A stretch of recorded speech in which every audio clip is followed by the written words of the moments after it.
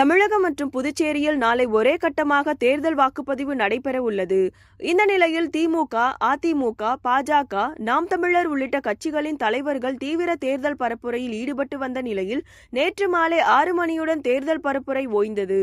இந்த நிலையில் வேலூர் நாடாளுமன்ற தொகுதியில் சுயேட்சை வேட்பாளராக பலாப்பழம் சின்னத்தில் போட்டியிடும் நடிகர் மன்சூர் அலிகானும் தீவிர தேர்தல் பரப்புரையில் ஈடுபட்டு வந்தார்.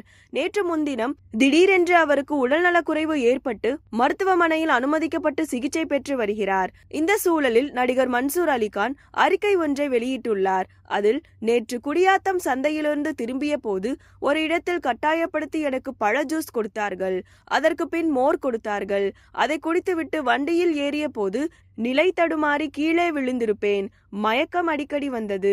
நெஞ்சுவலி தாங்க முடியாமல் மருத்துவமனைக்கு சென்றேன். மருத்துவம் பார்த்தும் வலி நிற்கவே இல்லை. சென்னையில் உள்ள ஒரு தனியார் மருத்துவமனைக்கு சென்ற பின் அங்கு விஷமுறிவு, நுரையீரல் வலி போக ட்ரிப்ஸ் கொடுத்தார்கள். அதற்கு பிறகுதான் வலி குறைந்தது. இன்று மதியம் சாதாரண வார்டுக்கு மாற்றுவார்கள் என அந்த அறிக்கையில் குறிப்பிடப்பட்டிருந்தது.